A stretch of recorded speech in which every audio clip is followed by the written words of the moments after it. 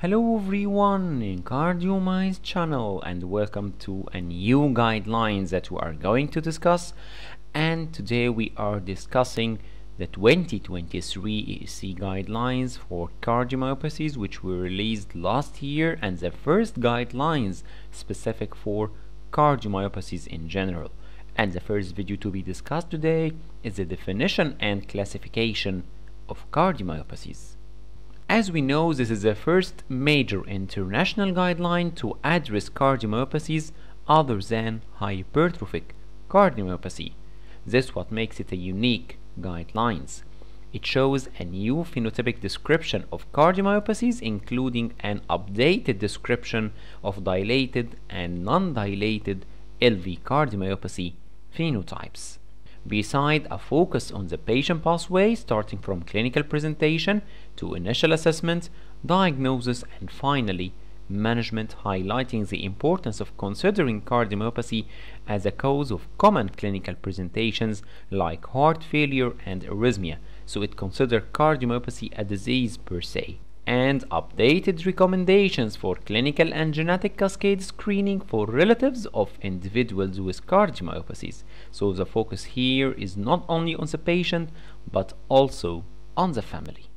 These guidelines also focus on cardiomyopathy across the life course from pediatric to adult age, considering the different clinical phases like concealed, overt, or end-stage cardiomyopathy, with new recommendation on the risk stratification of sudden cardiac death for different cardiomyopathies, including in childhood. And so it highlights the important role of genotype in the assessment of the risk of sudden death. Beside updated recommendations for the management of LVOT obstruction in hypertrophic cardiomyopathy, and a multidisciplinary approach to cardiomyopathies that has the patient and the family at its heart. The 2023 task force also updated the existing clinical classification to include new phenotypic descriptions and simplify the terminology, as we are going to discuss later, while simultaneously providing a conceptual framework for diagnosis and treatment. And this nomenclature prompts clinicians to consider cardiomyopathy as a disease and a cause of several clinical presentations like arrhythmia and heart failure, as we mentioned shortly, and it focuses on the morphological and functional characteristics of the myocardium. So we consider a cardiomyopathy as a disease per se. While this task force recognizes the fact that genes encoding ion channels may be implicated in some patients with dilated cardiomyopathy, conduction disorders, and arrhythmias, this task force was not persuaded that there is a sufficient evidence to consider cardiac channelopathies, which are sometimes called primary electrical diseases like lung QT syndrome or catecholaminergic polymorphic VT, as cardiomyopathies, in keeping with the approach taken by other recent ESC guidelines. So cardiomyopathies are different from channelopathies. Let's speak about the definition of cardiomyopathy adopted by these guidelines. It is defined as a myocardial disorder in which the heart muscle is structurally and functionally abnormal in the absence of flow-limiting coronary artery disease as a cause of LV dysfunction, in the absence of hypertension as a cause of increased afterloads, in the absence of valvular disease which may result in abnormal preload or afterload, and also in the absence of congenital heart disease sufficient to cause the observed myocardial abnormality.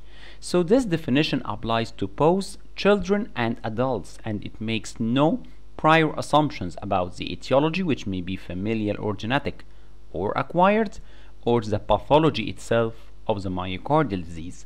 So here the abnormality in the structure or the function of the LV is not explained by coronary artery disease or any abnormal loading conditions. While these guidelines focus on the genetic cardiomyopathies, the systematic approach to diagnosis starting from the phenotype at presentation enables clinicians to reach precise diagnoses that may include non-genetic causes, for example, inflammatory, toxic, or multi-system diseases. So genetic causes are the most common, but not the only cause for cardiomyopathies. Please put in your mind that cardiomyopathies can coexist with ischemic, valvular, and hypertensive disease, and so their presence does not exclude the possibility of the other. For example, a patient may be ischemic, but the degree of ischemia is not sufficient to explain the cardiomyopathy, or having valvular lesion, but the severity of this valvular lesion is not sufficient to explain the abnormal structure or function of the left or the right ventricle.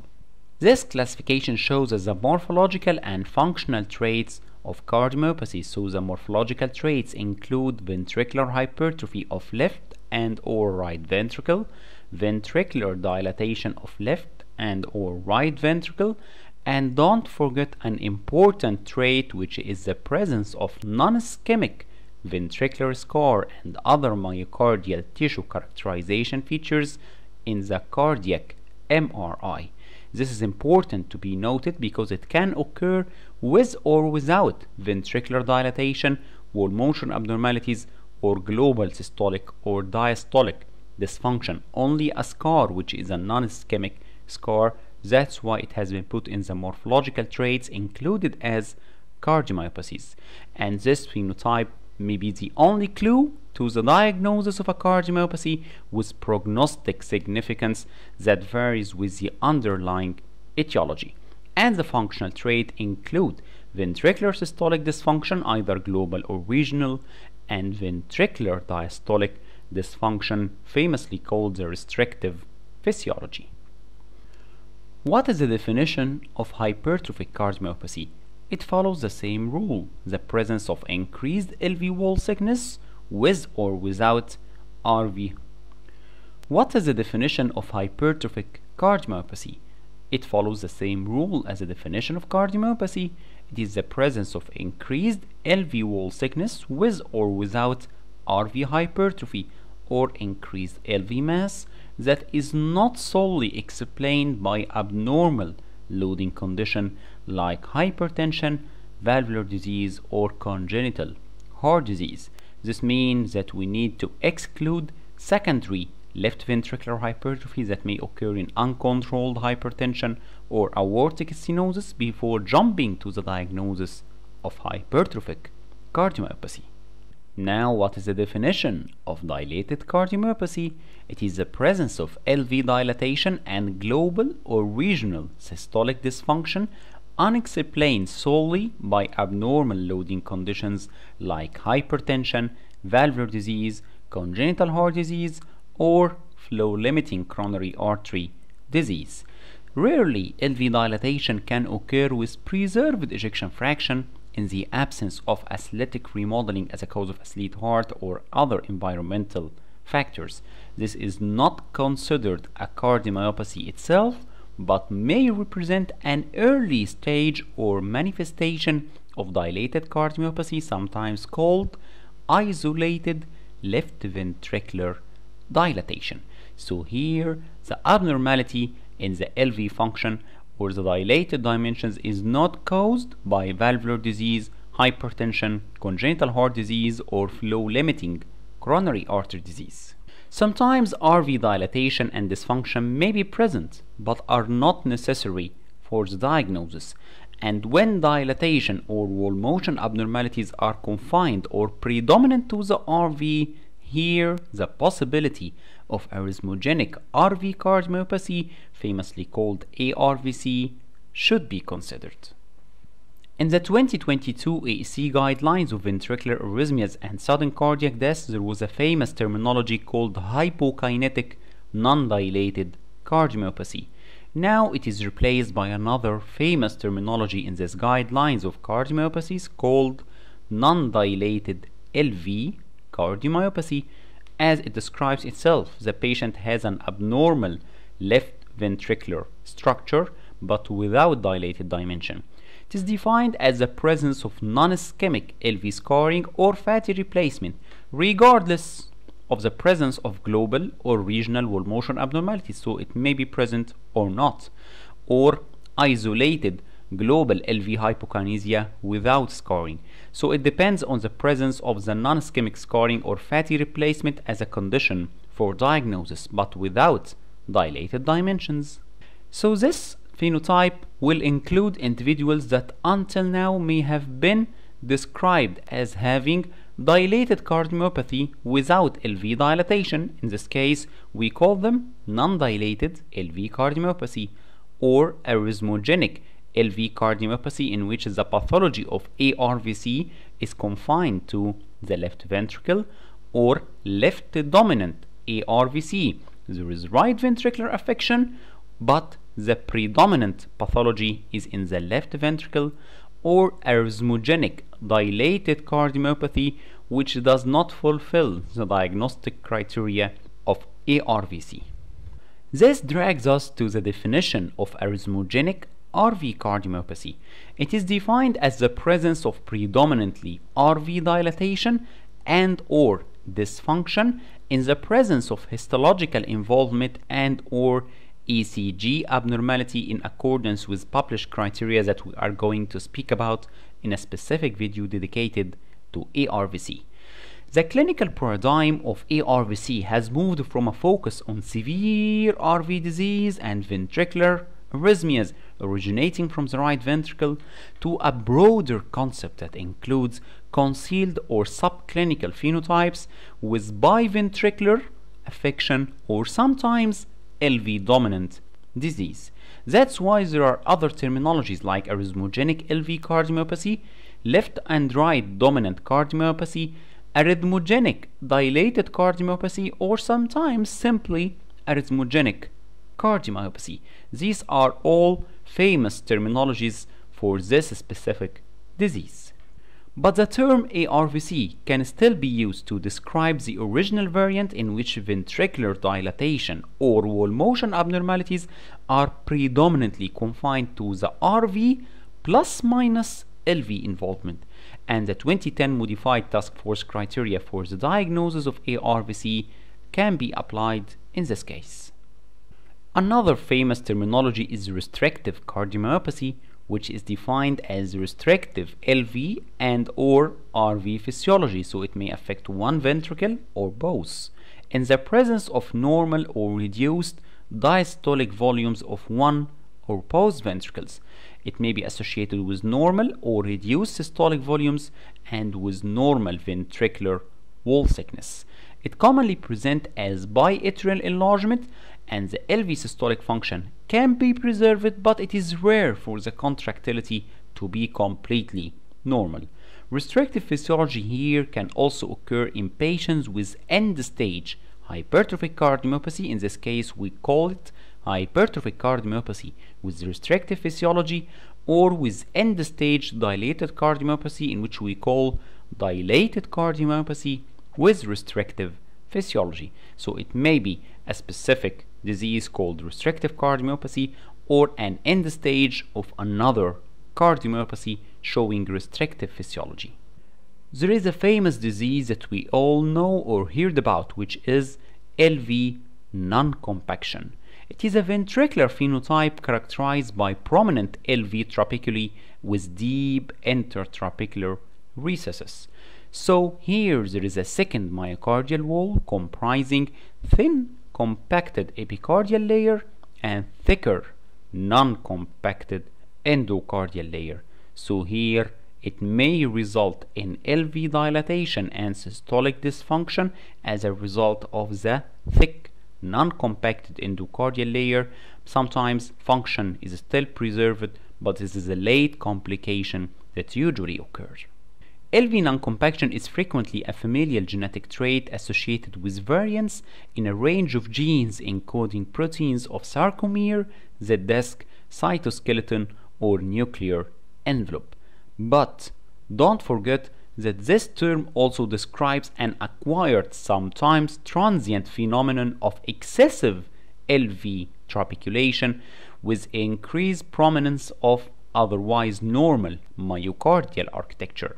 This may occur in athletes during pregnancy or following vigorous activity. So a fact here that cardiomyocytes are terminally differentiated, and so the formation of new cardiac structures is impossible. That's why sometimes we describe this phenomena of acquired and transient LV non-compaction as hypertrabeculation rather than the specific term of LV non-compaction that usually describe the genetic variant.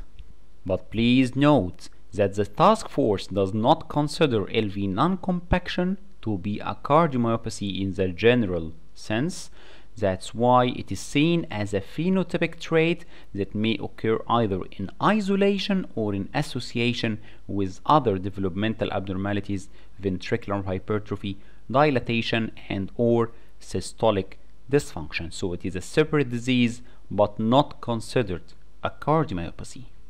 Another famous disease is Takotsubo syndrome, or the transient LV apical ballooning syndrome, which is characterized by transient regional systolic dysfunction and dilatation and edema involving usually the LV apex and the mid ventricle in the absence of obstructive coronary artery disease on coronary angiography. So you have undergone coronary angio for this patient. It showed normal coronaries or atherosclerotic plaques less than 50% in stenosis. That's why we consider it affection of the left ventricle in absence of obstructive coronary artery disease. Patients usually present with an abrupt onset of angina-like chest pain with diffuse T-wave inversion and sometimes preceded by ST segment elevation. That's why it is usually considered STEMI, and the patient we rush to the cath lab, but the angiography show non-obstructive affection with just mild cardiac enzyme elevation. Symptoms are often preceded by emotional or physical stress with a surge in catecholamines that may be the cause for this regional systolic dysfunction, and usually LV function normalize over a period of days to weeks, but the recurrence here is rare and no need to consider this patient as a chronic cardiac patient. Please note that there is a specific type of reversible myocardial dysfunction that may occur in patients with intracranial hemorrhage or other acute cerebral accidents like extensive stroke, which is called neurogenic myocardial stunning. So this patient may show, for example, ST elevation or symmetrical T-wave inversion in a patient with acute stroke, and sometimes we go for the cath lab in order to exclude myocardial ischemia and there is non-obstructive coronary artery disease or normal coronaries. And another note that this task force also does not recommend Takotsubo syndrome as a cardiomyopathy due to its transient nature, and so it is an acquired disease, not a cardiomyopathy. This table shows us the incidence of each specific type of cardiomyopathy. We can see here, of course, that hypertrophic cardiomyopathy is the most common and restrictive cardiomyopathy is rare to be seen. Of course, geographical distribution of genetic variants influence the estimated prevalence in different population, ethnicities, regions, and countries. As we are going to speak about, the management of cardiomyopathies depend on a multidisciplinary approach. The center to this approach is not only the patient but also the family as a whole, as we are going to speak about the family screening, as he may have this disease as well due to the genetic cause. Of course, the cornerstone is the cardiomyopathy specialist, including cardiologist with cardiomyopathy expertise and pediatric cardiologist and specialist nurse and also cardiac genetic counselor, plus the other related cardiology experts that are not less important, like the heart failure team, arrhythmia team, cardiac imaging team, interventional cardiologist team, and cardiologists with expertise in sports cardiology, as all of these are a result of cardiomyopathy. Then the other related specialties like the geneticist, pathologist, cardiac surgeon if the patient is needing surgery, and other specialties in case of multi-organ affection like nephrologist, neurologist, dermatologist, endocrinologist, rheumatologist, ophthalmologist, according to the degree of affection of the other organ, and then the patient support by the family carer, psychologist, and patient associations. So the specific recommendation in this topic that is recommended that all patients with cardiomyopathy and their relatives have access to a multidisciplinary team with expertise in the diagnosis and management of cardiomyopathies, and timely and adequate preparation is needed for transition of care for adolescents with cardiomyopathy to be transmitted from pediatric to adult services, including joint consultation, and in this case the care for this patient is transmitted from pediatric cardiologist to adult cardiologist.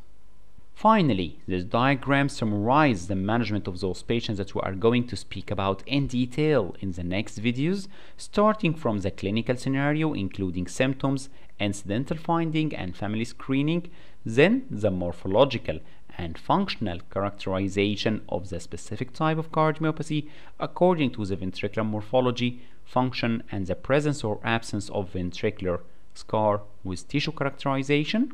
Then other additional traits that may be the result of cardiomyopathy like arrhythmia or conduction disease, pedigree analysis, genetic testing, extracardiac involvement, lab markers, and pathology. Then we can determine the specific phenotype of this cardiomyopathy, either hypertrophic cardiomyopathy, dilated, non-dilated LV cardiomyopathy, ARVC, or restrictive cardiomyopathy. We are following then some general management principles according to the symptom management, family screening, prevention of disease-related complication, and lifestyle modification. Then there is phenotype-specific management according to the specific type of cardiomyopathy. So we have reached the end to this introduction to the definition and classification of cardiomyopathies. So please pay attention to the morphological and functional characterization of the heart to be able to define whether this patient has a cardiomyopathy or not, and then determine the specific type of cardiomyopathy in order to tailor the specific type of treatment for this patient and his family. Thank you very much for watching this video, and wait next week for another video as we are going in depth in the guidelines of cardiomyopathies.